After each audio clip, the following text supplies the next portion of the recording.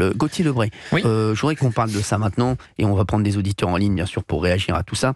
C'est les relations, il y a un passif quand même entre Emmanuel Macron Bien sûr. et Donald Trump. On va revenir là-dessus, on va dire où en sont les relations aujourd'hui entre Emmanuel Macron et Donald Il Trump. faut quand même savoir qu'Emmanuel Macron, sur ses 10 ans à l'Élysée, il aura quasiment passé 7 ans avec Donald Trump à la Maison-Blanche. Ouais. Donc évidemment, c'est le président américain qui l'aura le plus connu. Alors tout commence bien en 2017.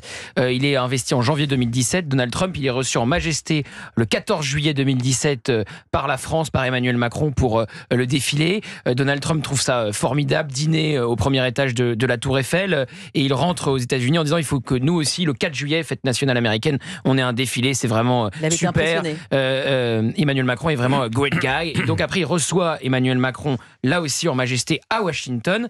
Et les deux hommes s'affichent ensemble de manière très tactile. Il y a une image qui a beaucoup frappé. C'est Donald Trump faisant la poussière sur l'épaule d'Emmanuel Macron en lui disant vous avez des pellicules.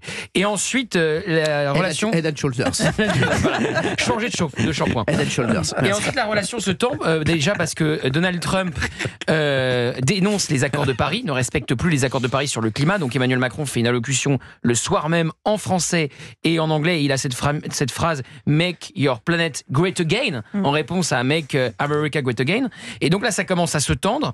Et puis, ça va se tendre dans le vocabulaire. Donald Trump, il a fait une campagne où c'est d'ailleurs quasiment le seul chef d'État qu'il évoque, Emmanuel Macron, dans ses meetings, où il se moque ouvertement d'Emmanuel Macron, où il qualifie Emmanuel Macron de stupide. Et il a un fameux sketch sur les droits de douane. Il explique qu'Emmanuel Macron a voulu augmenter les taxes sur les entreprises américaines. Et là, il raconte, j'ai appelé Emmanuel au téléphone et je lui ai dit, si tu augmentes les taxes sur les entreprises américaines, je mets des frais de douane à 100% sur le vin et le champagne français. Et là, il imite Emmanuel Macron en disant, no Donald, don't do that, don't do that. Donc il s'est moqué ouvertement d'Emmanuel Macron. Vachement bien. Et la phrase la plus terrible pour Emmanuel Macron... Vous êtes vraiment tiré le luron du...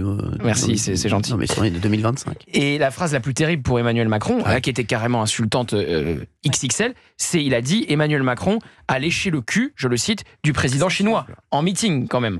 Donc vous voyez qu'on est monté haut dans l'escalade verbale entre les deux hommes. Et donc ils vont devoir se retrouver, et c'est pourquoi le tweet, ça je savais que ça vous plairait Cyril, je savais que c'était pour vous. Depuis ce matin, quand j'ai retrouvé cette phrase, je me suis dit, Emmanuel, et ça va plaire à Cyril.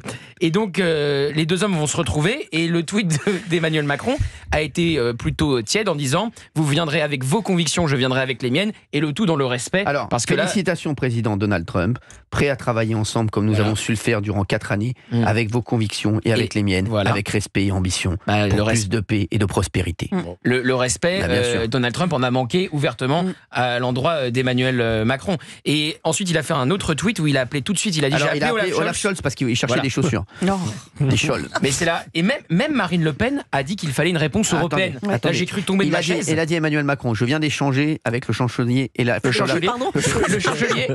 chancelier. Avec qui il a échangé exactement?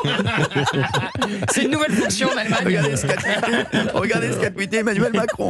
Je viens d'échanger avec le chancelier. Je viens d'échanger avec le chancelier et le Olaf Scholz. Je lui ai demandé s'il avait du Doliprane en pharmacie et des chaussures Scholz pour mon ami. C'est quand même les deux canards boiteux de l'Union européenne qui... Non, mais il a dit, nous allons œuvrer pour une Europe plus unie, plus forte, plus souveraine, dans ce nouveau contexte, en coopérant avec les États-Unis d'Amérique et en défendant nos intérêts et nos valeurs. Excusez-moi, on dirait un tweet de Valérie Benaïm. Mais sans rien, on dirait un tweet de Valérie Benaïm qui coopère Noël. Non, mais je vous le jure, voilà, on va pas se mentir. On est franchement... on est le cadet du souci de Donald Trump. Mais vraiment.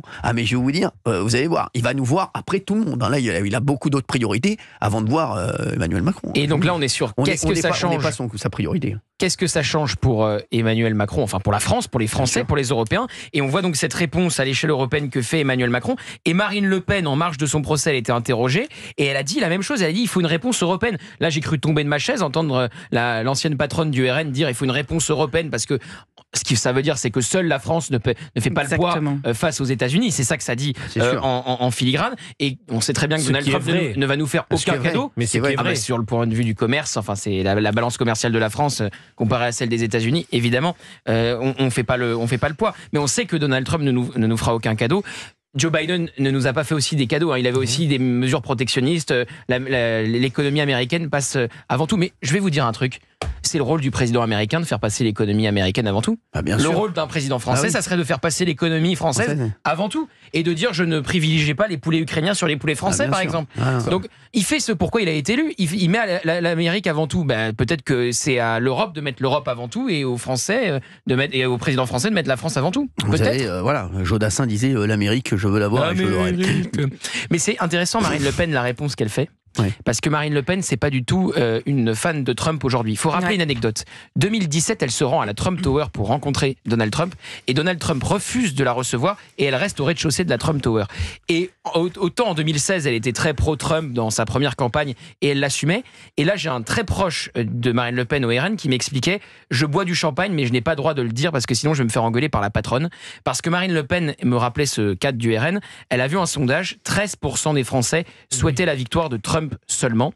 Et elle est dans une stratégie opposée à celle de Trump, stratégie de normalisation, de respectabilité, lisser son image et certainement pas parler comme Trump ou faire ce que Trump peut faire. Donc moi, je le rapprocherais uniquement, pas dans le fond, mais uniquement dans la forme. Idéologiquement, je pense qu'il est plus proche en France d'un Éric Zemmour, par exemple.